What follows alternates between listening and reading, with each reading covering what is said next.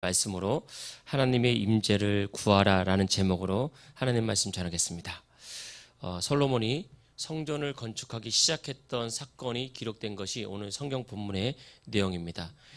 성경 본문에 보니까 솔로몬이 예루살렘 모리아산에서 여호와의 전을 건축했다라고 말을 하고 있고요. 이 모리아산은 어떤 것이냐면 전에 여호와께서 솔로몬의 아버지 다윗에게 나타나신 것인데, 그곳에서 여부수 사람 오르난의 타작마당이 있던 곳이고, 거기서 이제 번제를 드렸던 곳입니다. 이 모리아산, 이 성전을 건축했던 이 헤브론의 모리아산은 우리가 첫 번째 어떤 사건이 있었던 곳이냐면, 아브라함이 아들 이삭을 제물로 바쳤던 사건이 있었던 장소가 바로 모리아산입니다. 그리고 이 곳은, 이 자리가 바로 오르난의 타작마당인데, 이 오르난을 사무엘 하에 보면 아리우나라고 됐습니다. 그래서 아리우나의 타작마당이라고도 했었는데, 다윗이 마음이 교만해져서 이스라엘의 인구 조사를 했지 않습니까? 그때 하나님께서 진노하셨습니다. 그래서 전염병으로 이스라엘을 심판할 때 이 다윗이 간절히 회개하고 이 오르난의 타작마당에 그때 하나님의 사자가 나타났거든요. 그래서 이 오르난의 타작마당을 오르난에게 사서 그곳에서 하나님께 번제를 드렸던 것입니다. 그때 하나님께서 이 다윗의 죄를 용서하시고 긍휼을 베푸셔서 이제 전염병이 그쳤는데 이스라엘 백성들 7만 명이 죽었던 것. 그래서 이 자리는 바로 하나님의 용서와 긍휼하심이 있는 상징인 곳. 이것이 바로 오르난의 타작마당이고 모리아 산이었다는 것입니다. 그러니까 하나님께서는 이미 아브라함 시대에 이 자리에 나의 성전이 설 것이라는 것을 예비하셨다는 거예요. 그래서 우리 모리아산에 이제 그 이삭을 제물로 바칠 때 하나님께서 양을 준비하시면서 했던 것이 여호와 이레의 하나님, 여호와께서 하나님께서 하나님의 산에서 준비하셨다. 그러니까 하나님께서 이미 이 자리에 성전을 준비하셨다는 것입니다. 그리고 오르난의 타작마당을 통해서 하나님의 긍휼하심이 있는 그 자리를 짚어서 이 자리에 성전을 건축해라 라고 다윗이 말을 했던 것이죠. 그래서 그 자리에서 솔로몬이 다윗을 건축하기 시작했던 것입니다. 그래서 오늘 성경 본문으로 첫 번째 드리고 싶은 것은 성전을 통해서 하나님의 임재를 꼭 경험하라 라는 것입니다. 그래서 이 성전의 핵심, 왜 오르난의 타작마당인가, 왜 모리아산인가, 왜 이 자리에 성전인가 라고 했을 때 이 성전의 핵심은 바로 하나님의 임재다. 하나님의 살아계심을 경험하는 것이다. 그래서 우리가 신앙생활을 할 때 우리가 교회를 성전이라는 표현을 쓰잖아요. 사실은 교회는 성전은 아니거든요. 교회는 예수님을 믿는 사람들이 모여서 예배드리는 공간, 이것이 예배당이고, 또 교회는 예수님을 믿는 사람들의 모임입니다. 근데 이 자리가 성전이 되기 위해서는 하나님의 임재가 있으면 이 자리가 성전이 되는 거예요. 이 공간이 성전이 되는 거고 우리의 모임이 성전이 되는 것이죠. 마찬가지로 우리가 반드시 주의 이름에 모여서 예배드리고 주의 몸된 교회, 우리가 이 보이는 이런 예배당 같은 교회를 세워갈 때는 반드시 하나님의 임재와 하나님의 역사를 최우선순위에 놓고 신앙생활하는 것이 꼭 필요하다는 것입니다. 성전에서 했던 일은 무엇입니까? 바로 제사를 드리는 일이잖아요. 짐승을 잡아서 제사를 드려서 하나님께 그 연기와 그 제를 올려드리는 거거든요. 그때 하나님의 임재를 경험하는 것입니다. 마찬가지로 우리의 예배 역시 반드시 하나님의 임재를 경험하는 것, 이것이 핵심입니다. 그래서 내가 지금 내 영이 살아있는가, 지금 내가 신앙생활 잘하고 있는가 라고 점검하는 포인트 한 가지를 딱 짚어보자면, 그것은 예배에서 내가 하나님의 임재를 경험하고 하나님의 살아계심을 경험하는가. 더 나아가서 이것이 삶으로 연결되어서 가정에서, 아니면 직장에서, 사업에서 어떤 선택과 결정을 할 때 하나님의 임재 안에서 주님의 인도를 받고 있는가. 이것이 우리의 신앙생활의 핵심이라는 것입니다. 어떤 사람은 조용히 신앙생활을 하는 것 같고요, 어떤 사람은 아주 열정적으로 신앙생활하는 것 같습니다. 그러나 보이는 것, 열정적인 것, 조용한 것, 이것 이전에 더 핵심은 무엇이냐? 바로 하나님의 임재가 그의 심령 가운데 역사하느냐, 그것이 바로 핵심인 거죠. 그래서 예배를 통해서 성령의 임재를 경험하게 되면 반드시 그 인생은 변하게 되어 있습니다. 성경을 보면 성령님의 임재가 있었던 곳, 예수님을 만나는 곳에는 언제나 변화가 있었고 아주 놀라운 새로운 역사가 나타났다는 것입니다. 그래서 하나님의 임재, 성령님의 임재는 한 사람의 인생을 송두리째 바꾸기도 하고 그 나라와 민족을 바꾸기도 하고, 더 나아가서 그 가정도 완전히 하나님의 축복 가운데 변화시키는 능력이 있는 것입니다. 요한복음 4장에 보면 수가성 우물가의 여인이 있잖아요. 이 수가성 우물가의 여인은 6번째 남편과 함께 살고 있었습니다. 그러니까 세상 사람들에게는 손가락질과 모욕을 당하는 인생이었고요. 스스로는 6번째 남편과 같이 살고 있다는 것은 대단한 여성이라는 거예요. 다른 사람들의 손가락 모욕, 그게 뭐가 필요하냐, 뭐가 뭐 중요하냐, 내 인생 내가 산다, 이런 대단한 어떤 여성이었습니다. 그러나 그 마음 깊은 곳에서는 상처받은 인생, 채워지지 않는 욕심 때문에 인생의 허물을 경험하는 그런 깊은 허물을 경험하는 인생이었다는 거예요. 그래서 이 수가속 우물가의 여인이 언제 물들어 나왔습니까? 이스라엘 사람들, 당시 사마리아 사람들은 움직이지 않는 정오에, 이 이스라엘 지역은 중동 지역이라 너무 뜨겁잖아요. 그래서 물을 뜰 때는 이른 아침 해 뜨기 전이나 아니면 해가 지고 난 다음에, 일교차가 너무 심하니까. 정오에는 잘 출타도 하지 않고 외출도 하지 않고 더군다나 물 뜨는 이런 일 자체를 하지 않거든요. 근데 이 여자는 정오에 물 들어왔다고요. 그만큼 사람의 눈을 피하고 마주치고 싶지 않고 그냥 지금 어찌 보면 인생의 허무함 가운데 우울증이라든지 이런 것에 깊이 빠져서 살아가는 그런 여성이었습니다. 그런데 마침 정오에 물 들어왔을 때 예수님을 만났죠. 이 예수님과의 만남, 이것이 임재거든요. 지식이 아니라 삶의 가장 깊은 곳에서부터 예수님과의 만남이 이 여성에게 이루어졌습니다. 그 만남 결과 어떻게 됐죠? 이 여성이 물동이를 버렸어요. 첫 번째 했던 일이 예수님과의 대화를 통해서 예수님의 임재를 경험하고 물동이를 버렸다는 거예요. 이 물동이는 어떤 것입니까? 우리가 살아가면서 없어서는 안 될 물, 다시 말하면 없어서는 안 될 물질, 없어서는 안 될 건강, 없어서는 안 될 어떤 사람과의 관계, 이런 거 말하는 거거든요. 우리의 필요, 이걸 버려버렸다고요. 이 여자는 예수님을 만난 순간 깨닫고 직접 알게 됐습니다. 아, 나의 인생은 이런 걸로 사는 게 아니구나. 나는 여지까지 많은 사람이 이게 인생의 쾌락으로 사는 줄 알고 많은 남자를 만나봤는데 그걸로 사는 게 아니구나. 나는 지금까지 열심히 돈을 벌어봐서 돈이 있으면 좋은 줄 알고 행복한 줄 알고 그것 갖고 살았는데 그걸로 사는 게 아니구나. 학벌로 사는 게 아니구나. 명예와 권력으로 사는 게 아니구나. 라면서 깨달은 거예요. 그래서 물동이를 버린 겁니다. 그것이 첫 번째 나타났던 변화죠. 그러면서 깨달은 것이 무엇이죠? 예수님은 영원히 마르지 않는, 채워도 고갈되지 않는 영원한 솟아나는 샘물이다. 그래서 이 여성의 어떤 인생의 허무한 갈급한 목마름을 완전히 임재를 통해서 해결을 받은 것입니다. 이게 첫 번째예요. 두 번째 변화는 뭐였죠? 마을로 들어가서 내가 바로 메시아를 만났다. 너희도 와서 보라 라고 말하면서 전도자가 되었습니다. 세상에 갈급했던 인생, 첫 번째 남편, 두 번째 남편, 이것도 아니라 세 번째 남편, 6번째와 함께 살면서 세상을 갈구하고 그럼에도 불구하고 채워지지 않는 공허함과 아픔과 외로움으로 몸부림치던 그 인생이 예수님 만나니까 전도자로 변화됐잖아요. 진짜 예수님 만나면 다 전도자로 변화됩니다. 누구나 정말 한 영혼 전도하기 위해서 어떻게든 생각을 하고 어떻게든 기도를 하고 지나가는 사람이라도, 내가 만나는 사람이라도 한 영혼 전도하게 한 전도자가 되거든요. 완전히 180도 바뀐 인생. 어떤 사람은 360도 바뀌었다 그러는데 360도 돌면 제자리로 돌아오니까 360도 아니라 180도. 그러니까 가던 길을 거꾸로 가는 인생. 그런 인생이 되는 겁니다. 아마 이 자리에 계신 분들도 그런 분들 많을 거예요. 나름대로 자신의 어떤 인생의 목표와 또 인생의 어떤 행복을 추구하고 살아가다가 예수님 탁 만나보니까 아, 그게 아니었구나. 정말 예수님 안에 진정한 복이 있구나 라고 깨닫고 예수님 딱 붙들고 그 믿음 가운데 살아갈 때 내가 예수님 때문에 내려놓았던 세상 주님 반드시 다시 주십니다. 그 이상을 주님께서 채워주시는 그런 은혜가 우리 안에 임할 줄 믿습니다. 이것이 바로 예배예요, 예배. 그래서 우리는 이 예배를 통해서 깨달음도 없습니다. 삶의 지혜도 없고요. 때로는 예배를 통해서 도전도 받고 또 예배를 통해서 위로도 얻습니다. 그러나 보다 더 핵심적인 것은 우리가 단순한 깨달음과 도전과 위로로 멈추면 안 되고요. 예배를 통해서 성령의 강력한 임재를 경험해야 됩니다. 그래 우리의 본질이 바뀌는 거예요. 우리의 내면이 완전히 바꿔버리는 것입니다. 이것이 바로 영적인 모리아산, 이게 영적인 오르난의 타작마당이라는 것입니다. 우리도 우리 삶에 정말 나의 가장 소중한 것, 내가 가장 중요하게 생각하는 것, 이거 놓치면 나 죽는다고 생각하는 이삭이 무엇입니까? 여러분의 이삭은 무엇입니까? 그 이삭을 모리아산에서 하나님께 완전히 불태워서 드리려고 딱 갖다 놓으십시오. 그때 하나님의 강력한 임재로 아브라함아 아브라함아 이삭에게 손대지 말아라. 그러면서 하나님께서 예비하신 그 어린 양 한 마리를 딱 준비해 놓으시는 것입니다. 그런데 우리가 그 하나님 경험하면요, 우리 인생이 어떻게 달라지지 않을 수 있겠습니까? 아, 하나님 내 인생을 보고 있구나. 내 인생 책임지시는구나. 우리 세상을 살아가면 우리의 연약함과 부족함 때문에 늘 고민하고 아파할 때가 많습니다. 제가 성주순례 갔다 왔잖아요.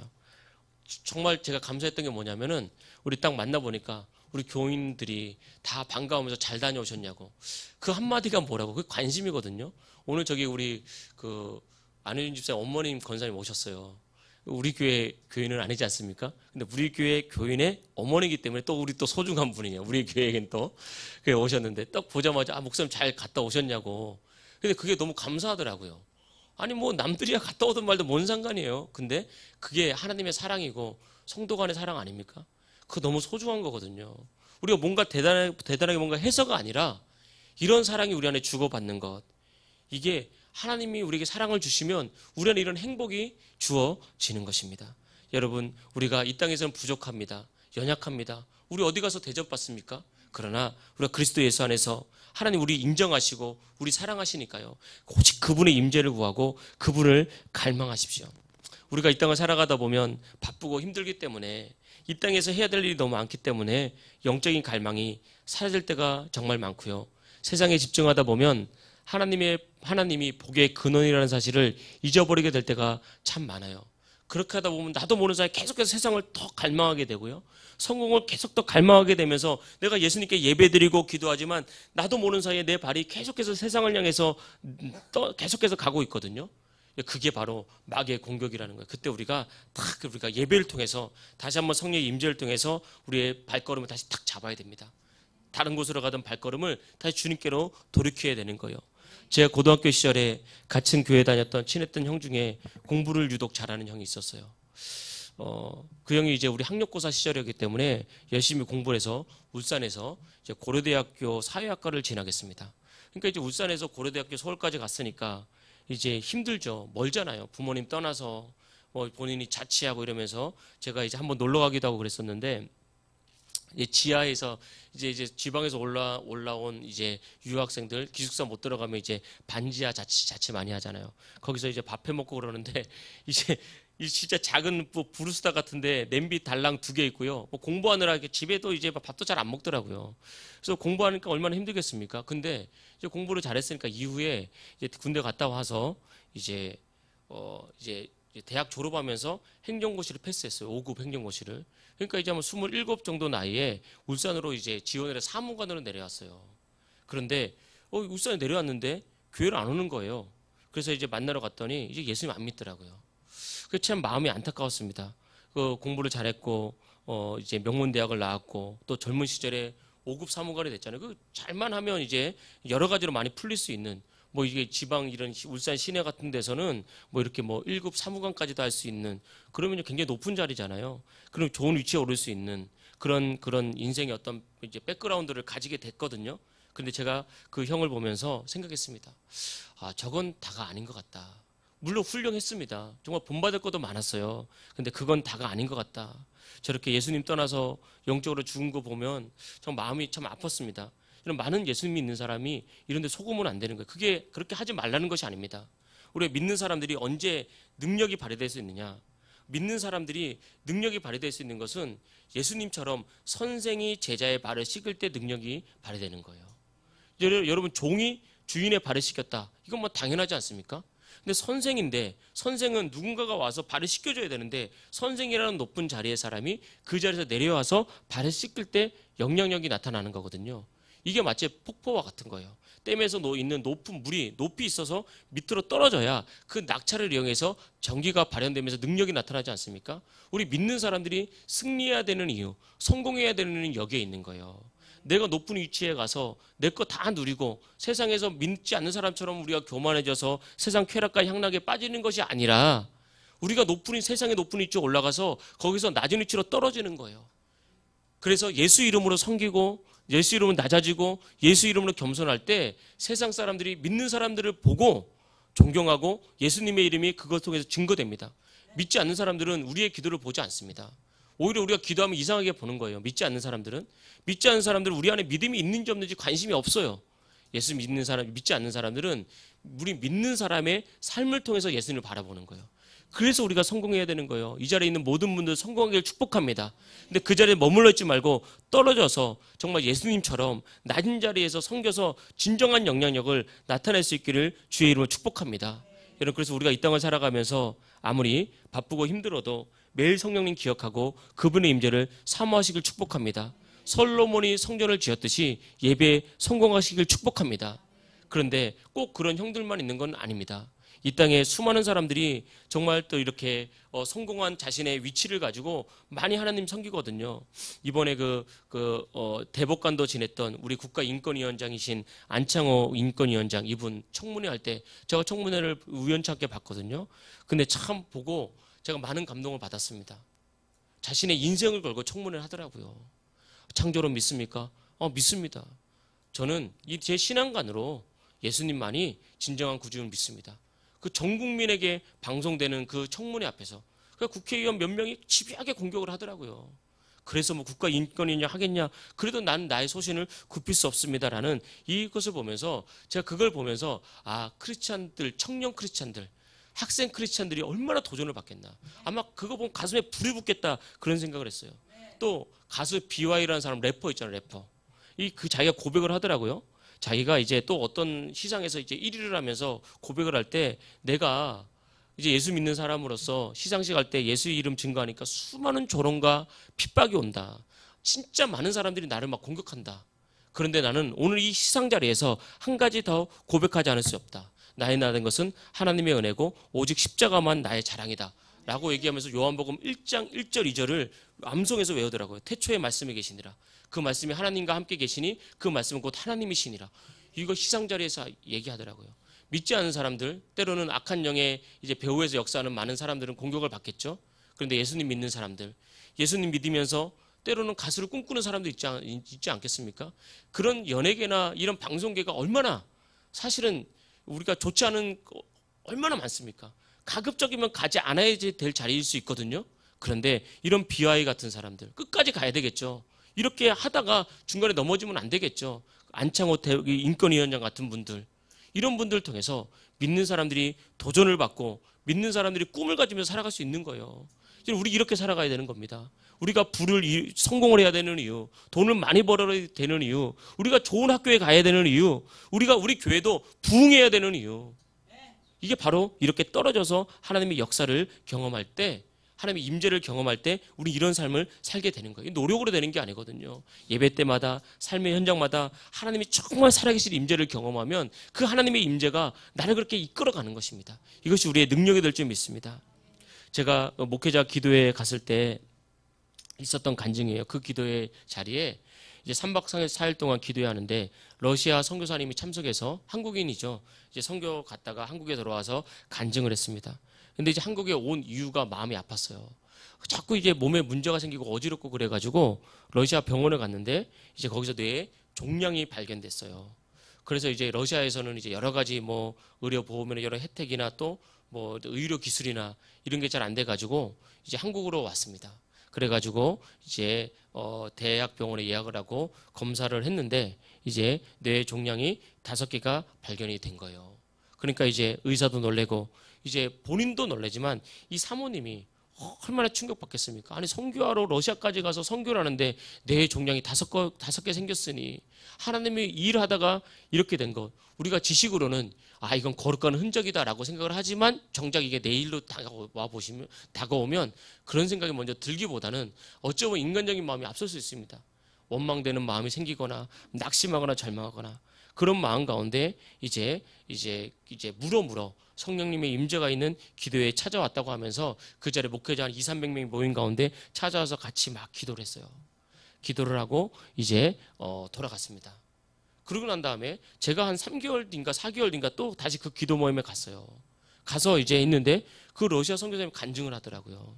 그 간증을 하는데 이제 그분이 이렇게 간증을 하더라고요.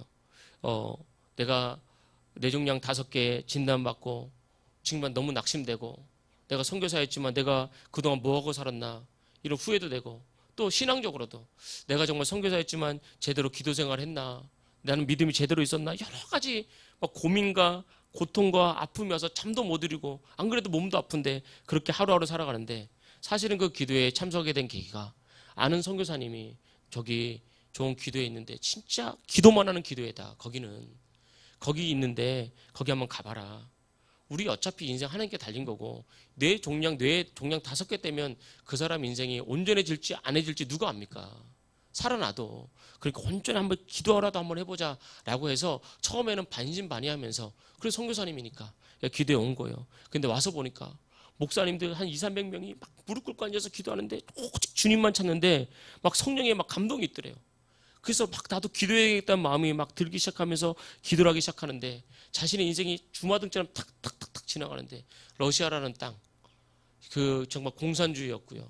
정말 백인들 막 거대한 이 백인들 폭력적이고 물론 좋은 사람도 많이 있겠지만 우리나라 입장에서 보자면 두렵고 또 추운 그 날씨에 그 러시아는 또 뭐 겨울 같은 때는요 이런 털모자 쓰잖아요. 털모자 쓰는 이유가 멋으로 쓰는 게 아니라 찬바람을 직접 맞으면 뇌가 손상이 가서 이게 바보가 된다 그러더라고요. 그래가지고 이제 털모자를 쓰고 다닌다 그러더라고요.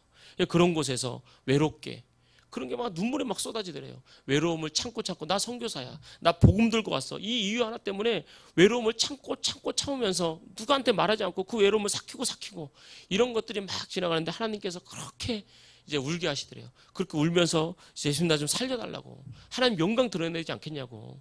그렇게 기도하고 들어가서 이제 검사를 맡았는데 이 뇌종양이 반이 사라진 거예요. 다시 와보라고 다 사라진 거예요. 불과 2~3달 만에. 그러니까 이게 기도회가 뭐 얼마나 난리가 났겠습니까? 실질적으로 뭐 사진 찍은 거 갖고 와가지고 이렇게 보여주는 거예요. 진단서 이렇게 하면서 그러니까 그 자리에 있는 목사님들이 할렐루야 하면서 막 난리가 났어요. 이 다음에 막 난 예수가 좋다고 찬양하는데요. 아주 고속버스 관광 고속버스 같아요. 관광 고속버스. 난 예수가 관광 고속 너무 급해서 하나님께 영광 돌리면서 그 선교사님은 울고 찬송하고 너무너무 깊은 그게 성령의 임재 아니겠습니까? 그게 어떤 특별한 사람에게만 일어나는 기적일 수도 있겠지만 오늘도 하나님을 간절히 찾고 그분의 임재를 경험하는 사람들에게 누구나 나타나는 역사인 줄 믿습니다. 제가 지난주 성지순례 갔을 때 이제 새벽에 이제 수요 예배 저 이제 예배 드리잖아요. 김성인 권사님이 설교를 하시는데 설교를 엄청 잘 하시더라고요. 야, 설교를 잘 하시는구나. 은혜롭다. 근데 이제 여러 가지 중에 한 가지 마지막에 이제 간증하셨잖아요. 이렇게 이제 몸에 있는 사마귀가 없어지는 간증. 제가 그걸 들으면서 그때 이제 저도 그 현장에 같이 있었고 같이 기도도 했고 그랬기 때문에 제가 너무 감사했습니다. 제가 거기서 이제 그래서 제가 한 번 더 들었어요. 그 설교를. 너무 은혜롭고 특히 그 간증 가운데. 왜냐하면 하나님의 임재를 살아계심을 경험한 거잖아요. 우리가 뭐 지식으로 이 말씀을 전해봐야 얼마나 전하겠습니까? 그런데 그 살아계심을 경험한 간증이 있으니까 제 마음에 감동이 있고 이게 바로 교회지. 여러분 하나님의 살아계심을 경험해서 정말 여러분도 간증의 주인공 되기를 원합니다. 정말 치유의 역사가 완전히 치유되어서 완전히 없어졌다는 놀라운 간증이 우리 권사님의 정말 간증을 통해서 더욱더 2차 간증이 나올 줄 믿습니다. 이런 은혜가 있기를 원하고요. 우리 교회가 이런 정말 하나님의 임재를 경험하는 교회가 될 수 있기를 주의 이름으로 축복합니다. 제가 하나만 더 전하겠는데요. 두 번째는 정결한 신앙을 갖자는 겁니다. 우리 성전을 지을 때 특징을 보면요. 이렇게 보면 다 주로 성전 나무로 지었거든요. 나무로 짓고 난 다음에 그 위에 순금을 입혔습니다. 순금으로 지은 게 아니에요. 나무로 짓고 순금을 입혔는데 대부분은 특별히 이런 그 천장을 짓거나 이럴 때는 어떤 곱고 긴 나무가 필요하잖아요. 그래서 5절 보면 그 대전 천장은 잣나무로 만들고 뭐 이런 데는 잣나무로 만들지만 성전에 기구들이 있다고요. 기구들, 작은 기구들. 이런 것들은 조각목이라 그래가지고 이렇게 가시나무 같은 조각조각 난 나무, 볼품없는 나무로 다 만들었습니다. 이런 걸로 만든 다음에 어떻게 했냐면 5절에도 보면 또 순금으로 입혔다 그랬잖아요. 그런 것들을 다 만든 다음에 다 순금으로 입혔습니다. 4절, 5절, 6절, 7절, 8절, 10절 다 보면 성전을 만든 다음에 그 위에 다 순금으로 입혔다는 것을 알 수 있습니다. 왜 순금으로 입혔습니까? 우리가 아는 것처럼 우리가 결혼식 할 때 금을 기본적으로 예물로 주고받죠.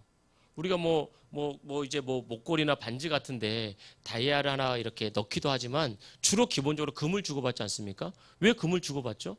금의 특징이 뭡니까? 변하지 않는 거예요. 세월이 가도. 특별히 순금. 세월이 가도 변하지 않고요. 오히려 세월이 갈수록 가치가 늘어나요. 얼마 전 기사에 보니까 돌반지 한 돈이 60만 원이 됐다 뭐 이런 얘기를 하더라고요. 제가 결혼할 때만 해도 순금 한 돈이 뭐 5만 2천 원이 했거든요. 근데 이제 60만 원이 됐다 그러더라고요. 그래서 이제는 돌잔치 하면 돌반지 선물 못 줍니다. 그런 시대가 됐어요. 근데 금의 특징은 변하지 않는 그런 속성이 있고요. 두 번째는 14K도 아니고 18K도 아니고 순금을 했잖아요. 재령 과정을 통해서 불순물을 다 뺀 정결함. 이 두 가지가 이유고 목적입니다. 니네 신앙 변하면 안 된다. 두 번째, 끝까지 정결해야 된다. 세상과 타협하지 않은 순결한 신앙 가져야 된다. 그래서 순금으로 입힌 거예요. 돈이 많아서 순금으로 입힌 게 아닙니다. 이 순금으로 입히기 위해서 이스라엘 모든 백성들이 내가 갖고 있는 금을 다 가지고 갔다고요. 그것은 니네들 금 하나님께 헌금해.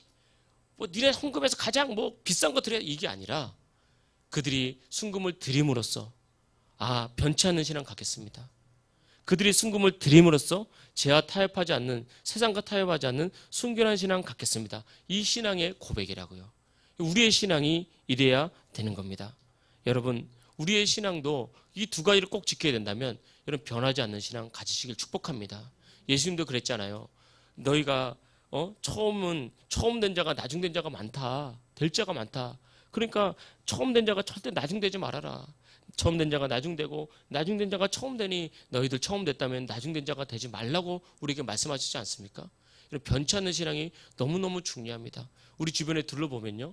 정말 처음엔 뜨거운 신앙 가졌다가 처음에 정말 주님께 헌신하는 신앙 가졌다가 나중에는 변한 신앙 가진 사람들 정말 많습니다. 정말 많아요. 목회자들도 그렇고 그냥 믿음이란 게 다 그래요. 왜냐하면 인생이란 게 젊을 때 힘있고 또 뭔가 꿈이 있고 능력이 있을 때와 이제 나이가 들고 힘이 빠지고 뭔가 인생이 불안 이럴 때 다르거든요.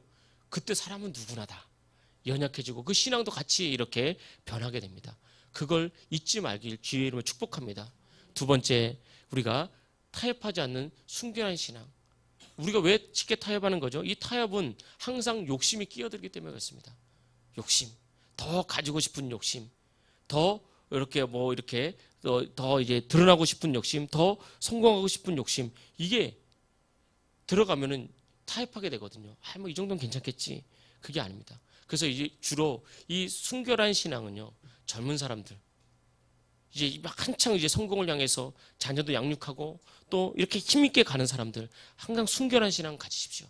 그리고 변하지 않는 신앙은요, 이제 중년 이상, 50대, 60대 이상, 이제 육체에 힘이 빠지고 할 때 이제 그만하고 싶다. 그럴 때 하나님 내가 변하지 않는 신앙.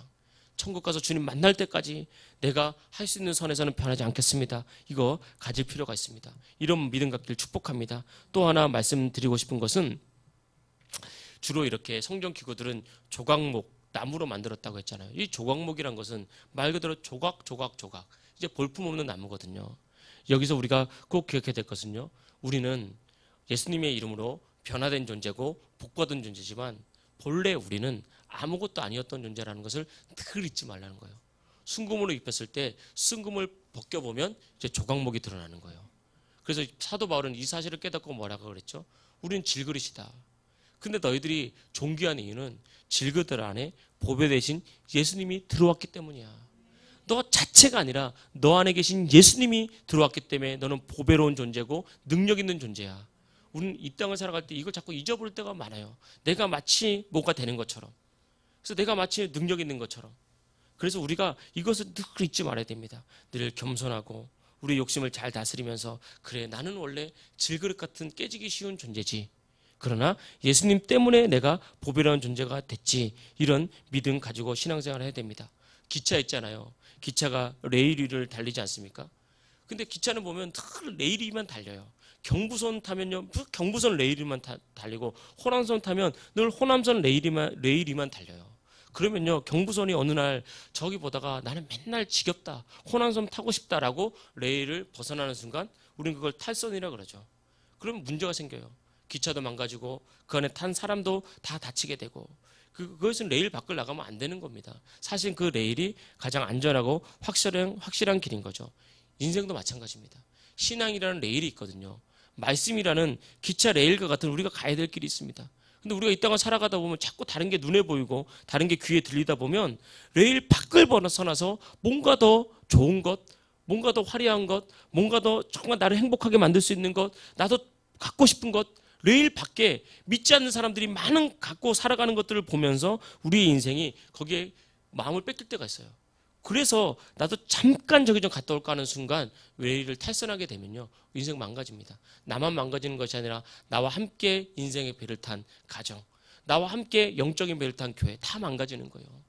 지금 우리가 그것을 잊으면 안 됩니다. 그래서 악한 마귀는요, 계속해서 우리에게 주입하는 생각이 뭐죠? 야, 신앙생활은 답답한 거야. 너의 자유를 구속하는 거야. 너가 하고 싶은 것도 못하게 하는 거야. 마귀는 끊임없이. 그러나 기억하십시오. 그때 꼭 기억하십시오. 나는 가장 안전한 레일을 달리고 있다. 그래서 저도 타보지는 않았지만 요즘에는 열차 중에 언젠가 한번 저희 교회도 그런 날 한번 쉬는 날 잡아가지고 다 같이 모여가지고 뭐 이렇게 저 청량리역에서 기차를 타면 저기 강원도로 가는 뭐 8시간짜리 기차, 관광 기차 뭐 경춘선 뭐 8시간짜리 있다면서요. 그럼 거기서 뭐 밥도 먹고 뭐 이거 한번 내년에 한번 꼭 계획 잡겠습니다. 근데 아무리 밥 먹고 관광여도를 탈 사람은요, 밥 다 엎어지는 거예요. 그렇지 않겠습니까? 제가 한번 꼭 기억하시고 내년에 꼭 우리 갑시다. 한번 날 잡아서 하루 그 공휴일 날 그런 거예요. 그래서 우리가 진짜 레일 탈선하지 말고요. 이 믿음 생활에서 정말 주님 만나는 날 잘하였도다 착하고 충성된 종아 칭찬받는 저와 여러분 될 수 있기를 주의 이름으로 축복합니다.